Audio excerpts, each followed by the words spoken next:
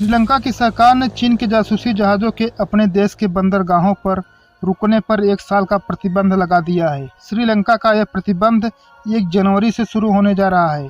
इससे हिंद महासागर में जासूसी करने वाले चीन के जहाज अब श्रीलंका के बंदरगाहों पर रुक नहीं पाएंगे। श्रीलंका के कदम को भारत के लिए बड़ी जीत माना जा रहा है। पीएम मोदी समेत भारत सरकार ने कई माध्यमों से श्रीलंका से साफ साफ कह दिया था कि चीन के जहाज वैज्ञानिक शोध के नाम पर विशाल हिंद महासागर में जासूसी कर रहे हैं। भारत की चेतावनी के बाद श्रीलंका की सरकार ने यह बैन लगाया है। श्रीलंका इस समय चीन के पहाड़ जैसे कर्ज के तले दबा हुआ है और ड्रैगन इसी का लाभ उठाते हुए अपनी जासूसी जहाजों को भेज रहा था। श्रीलंका के इस फैसले को चीन के राष्ट्रपति शी जिनपिंग की भू राजनीतिक महत्वाकांक्षा को बहुत बड़ा झटका लगा है, जो पड़ोसियों के जरिए भारत को घेरने की कोशिश में लगे हुए थे। माना जाता है कि चीन हिंद महासागर और मलक्का स्ट्रेट के उथले जल के अंदर अपनी किलर सबमरीन के गुजरने के लिए रास्ता तलाश रहा है। इसके जरिए चीन की कोशिश भारत को उसके घर के अंदर चुनौती देने की है। चीन ने कर्ज के जाल में फंसाकर श्रीलंका को हम्बनटोटा बंदरगाह को अपने कब्जे में ले लिया था। श्रीलंका ने यह बैन लगाने का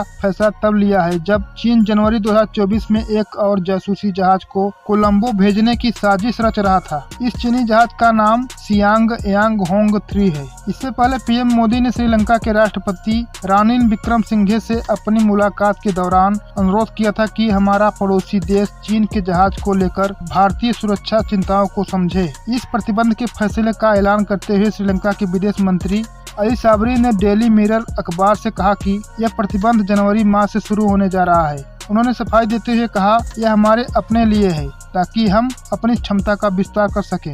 इससे हम इस तरह के शोध गतिविधियों में समान भागीदार के रूप में हिस्सा ले सकेंगे। श्रीलंका में साल 2024 में चुनाव होने वाले हैं और विक्रमसिंघे सरकार अपने सबसे करीबी पड़ोसी देश के साथ भू राजनीतिक तनाव को भड़काकर पंगा नहीं लेना चाहती है। इससे पहले साल 2023 में चीन के कई जासूसी जहाज हिंद महासागर में आए थे और उन्होंने श्रीलंका के बंदरगाहों पर शरण ली थी। विशेषज्ञों के मुताबिक इस तरह के चीनी जहाज नागरिक और सैन्य दोनों ही उद्देश्यों के लिए चीन ने बनाए हैं। चीन समुद्र की स्थिति का पता लगाने की कोशिश कर रहा है ताकि उसके अंदर मौजूद तेल, गैस, पानी और तलहटी का पता लगाया जा सके। जयशंकर ने चीनी नौसेना पर दी थी चेतावनी। यह डेटा सबमरीन के संचालन में भी बहुत मददगार होता है। इसके अलावा ये महाशक्तिशाली चीनी जहाज भारत की नौसैनिक जासूसी के उपकरण का भी इस्तेमाल आसानी से कर सकते हैं। भारतीय विदेश मंत्री एस जयशंकर ने भी पिछले दिनों चीन के जासूसी जहाजों की मौजूदगी पर चिंता जताई थी। उन्होंने कहा था कि चीन की नौसेना का आकार और तैनाती भी तेजी से बढ़ रही है। विशेषज्ञों के मुताबिक चीन की नौसेना भारत को घेरने के लिए पाकिस्तान के ग्वादर, बांग्लादेश के म्यांमार, श्रीलंका में अपनी उपस्थिति लगातार बढ़ा रही है।